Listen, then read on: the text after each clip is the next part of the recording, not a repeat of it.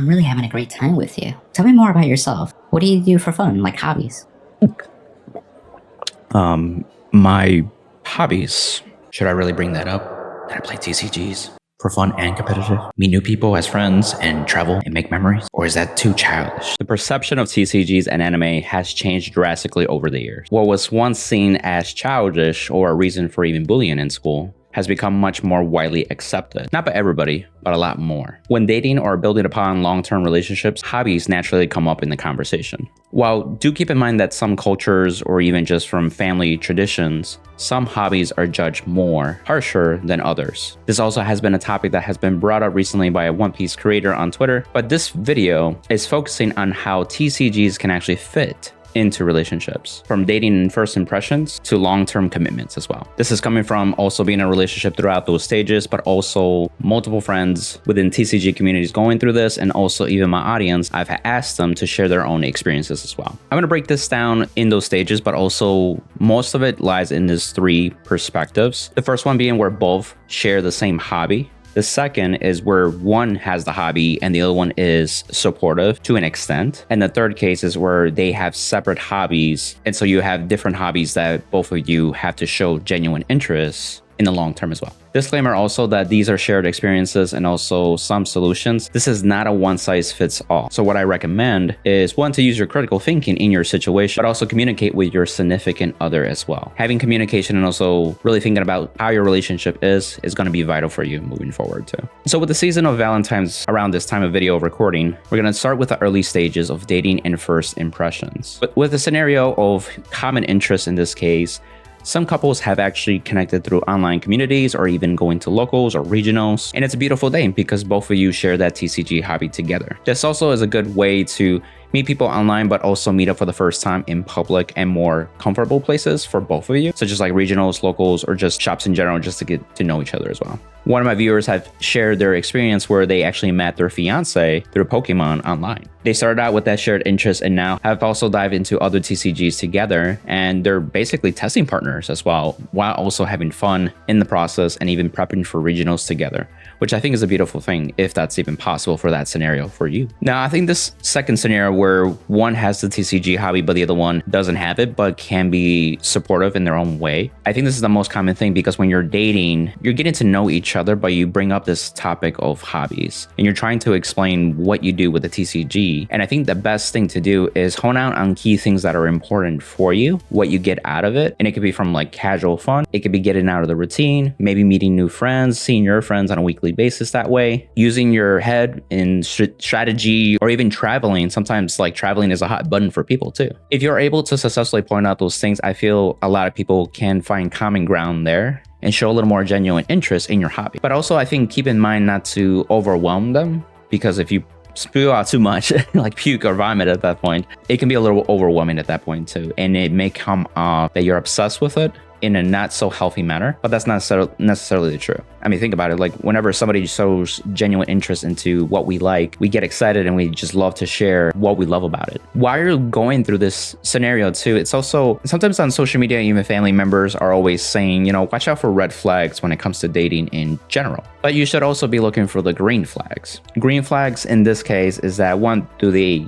ask you a little more about the hobby that you play? Are they showing genuine interest to understand what you do? Another green flag that later on, as you go on dates and stuff like that, maybe they'll go to a regional with you or maybe to a shop to check out what you got going. It's totally up to them if they really want to see it for themselves. And even sometimes it's just showing like some of the card artwork itself and lore potentially too. Some people have that genuine interest in those like type of hobbies themselves, where like they're maybe reading fiction books or maybe like playing video games to an extent. So for example, if somebody has like an interest in vampires, for example, there's plenty of vampire artwork in any TCG as well. And I think that'll help a lot connect the dots and build that visual for them a lot easier for them too.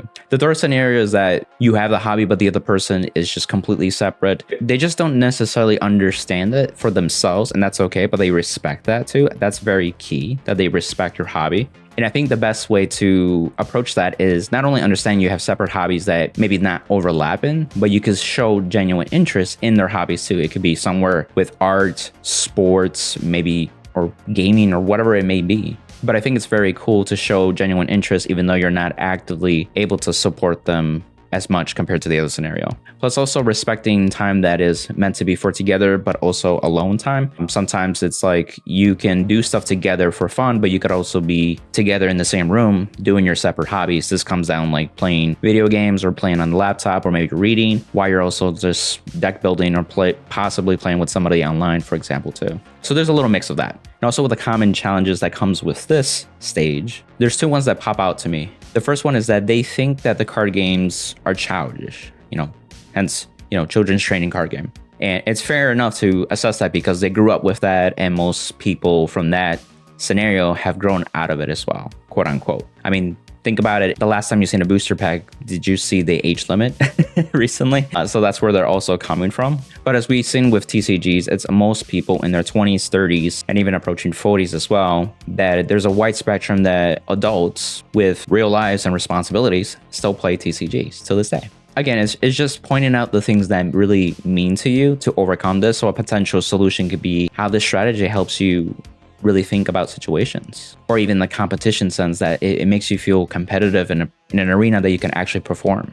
And even one of my viewers has shared that growing up as a kid, it benefited them with their math and their English because you're exposed to doing more mathematical things, but also some of the verbiage in English. And you're also more than likely to hang out with peers that are older than you, if you're still a kid, for example, that will expand your knowledge as well. So it can help accelerate those aspects as you're growing up as a kid. The second common challenge is they feel left out. So, when you're dating and stuff, you're trying to see if you can overlap on a lot of stuff, but avoid situations where you feel left out. This can come where maybe they want to see it for themselves and can join you at a locals or a regional and just give them their space. I know it can be boring for them, but if they really want to come and see it for themselves and not feel left out, I think that's a pro. And then after that, they decide to come to every event. That's up to them. Or maybe you can make it into more of a traveling vacation trip where it's not just the event. If you do travel, you can make it a week trip and actually explore maybe a city or whatever area that you're in competing at. The next stage is building on the relationship further. This is, before you build a house, you need to build a foundation first. So again, starting out with the scenarios, the first one is that both of you share the hobby. This is where it's actually pretty cool that both of you can not only play against each other, but you guys can be involved in deck building together, going to events together, cheering for each other at events, or even just traveling together too, just being able to sightsee and then also try out new restaurants together. Just the combination of things is very exciting for a couple. There's also that aspect of friendly competition too. It's just finding that level between you two where you want to play more casual, or maybe you want to play more competitive, maybe you want to prep for a regional. And it's also like make sure that both of you are mature enough to handle wins and losses appropriately. Nobody wants to be quote unquote butthurt after a loss, or somebody boasted their wins in an harming way, essentially too. So at the end of the day, it's good to point out fun things, cool things, things to maybe improve on if it's accepted for both sides at that point too. You want to grow as a couple together, even in this area. The scenario where one plays the TCG, but the other one just supports it to their level of extent. Again, as mentioned, as like they can attend events, maybe play some games here and there just to try it out for you, just to try it out with you, essentially. My wife, for example, when we were dating, I was going to Pittsburgh and Philadelphia for like a nationals level event, and then also a WCQ for Yu-Gi-Oh! One of them we brought friends with, so that way she got to explore the city of Pittsburgh while I actually competed at the WCQ. Then in the Philadelphia, she brought multiple books, and she kind of like stayed in the same convention center that I was. And I would chit chat throughout the rounds when I could. And then also she would get food for me, which was actually really nice. But at that point, that's their way of showing support too. And if they want to keep doing that, that's great. If they feel like that was kind of boring or want to look at alternate options, that's okay too. I think the biggest thing for the person that is playing the TCG, you have to be okay that they're not as excited or as passionate as you are into the TCG too. So it's okay. You basically appreciate them from where they are. The other aspect is, if maybe they aren't as supportive, and because of no overlap in that sense, is maybe they just know that you guys plan ahead and then you go to the regional for the weekend and they can go see their friends or family while you're gone. So that way both of you are in agreement and both are happy with whatever you're doing individually, separately. It's also a note that since you're building the foundation for your relationship at this stage, is that you need to balance time and interest even more so. I think setting healthy boundaries and also time for both of you to spend time together is crucial. You never want to make a person feel neglected compared to your hobby too. So it might be rotating nights with hobbies, essentially. So maybe one night you guys go out to a restaurant to eat, maybe watch a movie, or maybe you just stay home and watch and play something together. Co-op games are phenomenal too for couples that both like video games. So find like common interests or common hobbies that you both can do together still. And then other nights, maybe one every other night or 2 nights, you can focus on maybe just playing your hobby, whether online, going to locals, or if you have a regional coming up, you plan for that too. The important thing is setting boundaries and time for that for both cases too. So both of you are happy. And I'll re-emphasize, make sure that it doesn't dominate your couple's time, which alludes to the common challenges that comes in this stage that I've seen. The common challenge is that they feel frustrated that you're spending too much time on the TCG. A potential solution is actually setting the time together ahead of time and making sure that you guys are spending that quality time that you need. It's also very important for you as a couple, just in general, that if you recognize your significant other's love language, there's 5 love languages. And so there's words of affirmation, acts of service, quality time, physical touch, and gifts. For me, I had to recognize that for me, it is quality time mostly. And then I found out for my wife, it's mostly acts of services. And as long as you're fueling that love tank still, the significant other is generally in a much more better mood and also much more flexible with you setting boundaries and also being able to maybe go away for a regional too. I found out that, for me, it wasn't that important to take out the trash. I could take it out later, but because of her love language being acts of service, I realized that when she told me to do it, I needed to do it now. And so for me, it was just waking up 5 minutes early before I go to work in the morning and actually taking out the trash. And then I found out that that was a much more impactful for her, and she was in a much better mood for the rest of the day too, the rest of the week as well. Little things like that. It's just knowing what they appreciate more with their love language. I didn't realize taking out the trash was like sexy, Some of you can relate to maybe it's like fixing something in the house, maybe taking the kids to school, or maybe picking them up or something. Could be little things like that around the house. Another common challenge, this might be more for the couples that share the hobby. They both love playing, but one isn't necessarily as competitive. So it can be maybe frustrating for one person because they're in a season of life where they want to be more competitive. Maybe they want to make it to top cut, things of that nature. But you have to be okay that your partner may not always be competitive, and that's okay. You have to respect that. And if you do need practice, you will have to dedicate some time with people that will give you that matchup practice or maybe that high level gameplay that you're looking for. It's just planning it ahead. But also just don't pressure your significant other to compete or to play a certain deck too. I feel like if you're forcing things within the hobby itself, now that person is going to detest the hobby itself, and it's their hobby too, which you don't want to create that friction. The other common challenge I've seen is that their hobbies don't overlap as much, and sometimes it's not necessarily just that any hobbies overlap, it's just finding the ones that they do and making time to do them. Again, you may not overlap in a hobby that they have, but it's important for you to share genuine interest back as well. So for example, my wife likes to read. She likes to paint and draw. So for me, I realized that she likes feedback sometimes where does this look good? And I'm like, yeah, absolutely. And I genuinely give her good feedback too. That is constructive for her. Also, even for a Christmas present, for example, one time I noticed that maybe she wants to try digital art. And so I actually, researched myself. I even asked the commission artists that have used over the years on a product digital pad that I found, and would they recommend it? Things of that nature. And I told her this could be your Christmas gift. Would you like that? After, showing all what I've done, research and all that kind of stuff. And she was excited for it. And now from time to time, she can switch to digital art instead of, taking out all the paint and the oils and all that stuff. It's a process. Just an example as a hobby, but there's multiple ways that you can share genuine interest in their hobbies and provide value when you can. On to the next stage is long-term commitment. I think of it as basically you guys are moving in together. You guys are literally seeing each other as forever. If you go into marriage, you say the words "I do," right?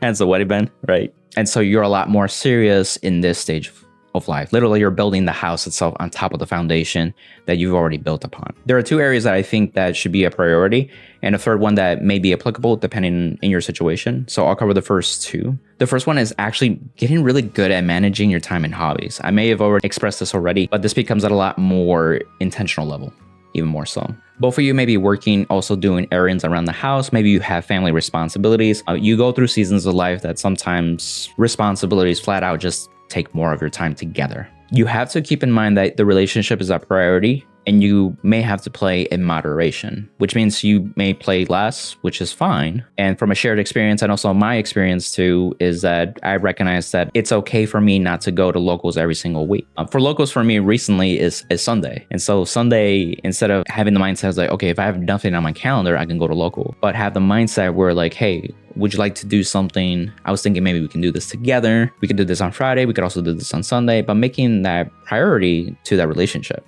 And if things just work out where like, hey, I would like to go to locals because I haven't been there in a couple weeks, or maybe like, hey, I have an event coming up soon. I would really like to get some practice and right before a regional. And you can have those conversations and it makes that much more smoother. If they're a person that is not into the TCG with you, then obviously if you go travel to a regional, you're going to have a whole weekend more than likely away from them, where they could have spent that with you. And of course, your significant other likes to spend time with you.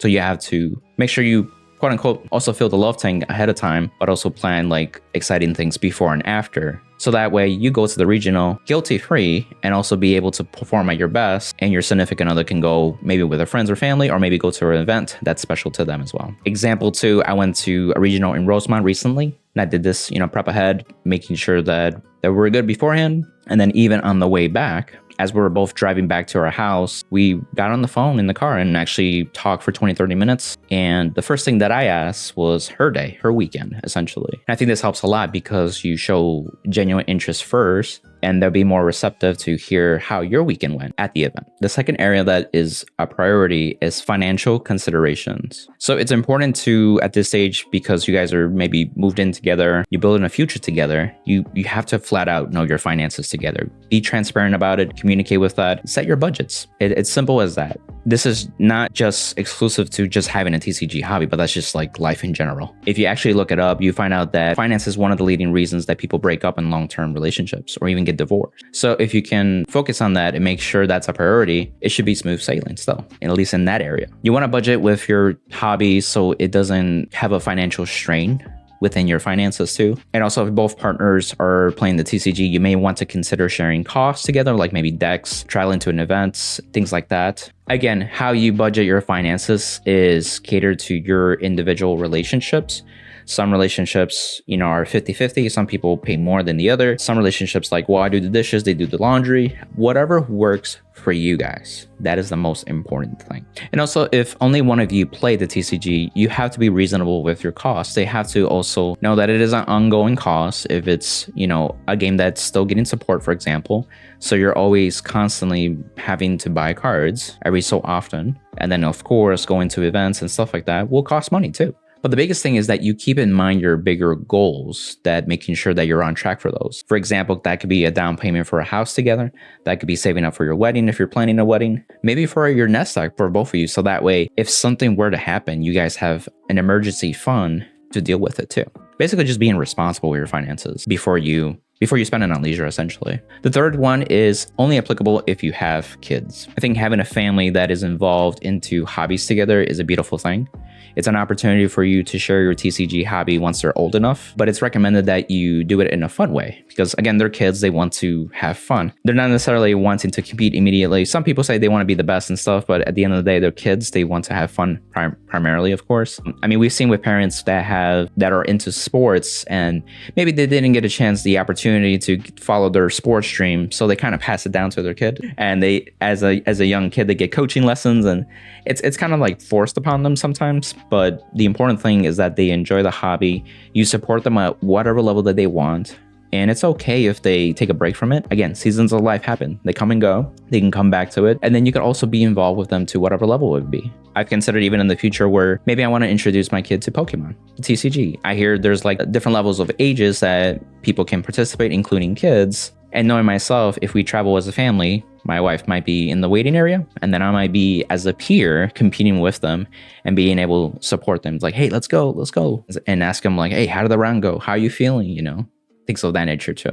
I think that's really cool. Some common challenges in this stage of relationships. One is that sometimes a person thinks that they spend too much on the TCG itself over time. That's why it's so important to have the transparency with finances and budgeting. I mean, we got to realize that a lot of other things cost money ongoing anyway. We think about like subscriptions, we think about going out, different hobbies too. It's just different how you spend the money, essentially. So as long as both of you are in agreement and understanding, that's the most important. The other common challenge is that it's hard to balance a TCG while having so many responsibilities already in your life. The most important thing as a potential solution is you want to prioritize what's really important in your lifestyle. And it's okay to play in moderation, but it also means that you appreciate the small time that you have, or the less frequency that you do it, you appreciate it that much more. And you can be a little more strategic on what you do while you actually do the hobby. Sometimes people can take it for granted and like, maybe I feel like playing this deck, or maybe wanting to practice for this, but they're not as intentional and may not get as fulfilled from the hobby in that moment. But knowing that you have less time for it or less frequency to do it, you become a lot more intentional and you'll get much more out of it. Now, there may be some additional challenges and also how to overcome them. It's just handling the differences in casual and competitive play when both share the TCG. Again, I've already mentioned a couple times, just knowing that everybody's at a different place in a different season of life. So just be conscientious of that. And you guys can enjoy the game without having conflict from it. And the second thing, again, you want to prioritize separate hobbies and making sure you prioritize me time as well. That's super important. But this one's a little bit different, where you're dealing with outside criticism from maybe close family or extended family or friends that don't understand TCGs. I know one of my viewers has shared that growing up, and even more recently, they've been playing TCGs, but also have developed a YouTube channel, a following. And it wasn't until fairly recent that his dad actually went up to him and acknowledged that, basically saying that, I don't understand the hobby completely, but I do respect the fact that you are knowledgeable in it and also have a community that appreciates you for that knowledge. And sometimes you just need that small win as well. So it may take some time for parents to recognize that. Sometimes parents look for different things too. Mine, I noticed that my parents look for more of results from something, essentially. So for example, once I started getting back into Yu-Gi-Oh, I started ordering cards from eBay, TCG Player, and then will come in the mail. And of course, my dad being nosy, was like, what did you get in the mail? It's like, I hope you're not wasting your time, or you're not wasting your money on cards that don't mean anything, whatever that means. And so, after some time, I eventually started not only traveling, but also getting results. And the best thing that I did that really helped my situation is explain it to them. This can be with like playmats, some of the invitational paper things, or even like pictures at the event, or maybe like recognition from like the shop when they do those pictures too as well. And kind of explain what that means to you, and also how special it is if you qualify for something. I remember telling them that I qualified to go to WCQ for Yu-Gi-Oh at Pittsburgh. And they're like, wait, you're going to Pittsburgh? I'm like, yeah. And then also later that year, I qualified for ARG Nationals for Card 5 Vanguard, which was in Philadelphia, which both of them are in Pennsylvania, all in the same month. And they were like, you're going to Pennsylvania twice driving? I was like, yeah. But I also showed them why I was going. And then when I was there, I took pictures and also explained what happened during those weekends. And I don't know, just having them see more of the results from that. And also I even topped at the ARG Nationals, and I brought a playmat and pictures and another invitational to go to the next event too. And they just become a little more understanding too. Again, everybody's situation is different, so find out what you think that would help with that situation. And this comes with sometimes friends and family wish that you had a normal hobby per se, whatever that means. And sometimes you feel like your family and friends may be judging you or your partner because of the hobby itself. And again, you try your best to find that middle ground too, but also have the confidence in yourself and your interests and your hobbies, and try to explain it to the best of your ability. You don't have to be defensive about it, but again, they don't know what they don't know too. So you can do your best that way. And even explain some of the benefits of like the strategy and being able to travel, go to new places, and bring your significant other too. If they come in with you, like you get to travel together and do something while you're traveling too. But I think the most important thing from this outside criticism is that as long as you and your significant other are in agreement, that's what really matters at the end of the day. Plus, if you're living with them, you're not living with your parents anymore after so long, right? They can't really dictate what you want to do with your life too. And again, as a recap to everything, having a TCG hobby is still something that we could do in today's age and also be an adult. It's something that helps us find enjoyment, fulfillment to an extent, and also be a shared experience with a significant other too. And it's also good for relationship building, where you can set those boundaries and the transparency, and also being able to respect and show genuine interest in each other's separate hobbies too. Let me know in the comments below too, like if you have any shared experiences that you would like to share, or maybe your friends have gone through it too. I feel like the more this is resonating with people, I think the more helpful it is. And also it's good to see this more. This isn't really talked as often too that I noticed too. A lot of it's just like the how-tos and deck profiles and the events and stuff like that. But this is kind of like real life stuff. And so I hope this was helpful or like at least resonated with you. And if you want to see like additional videos that I do on separate talks about TCGs, you can check out this video as well. Till next time, amigos. Bye.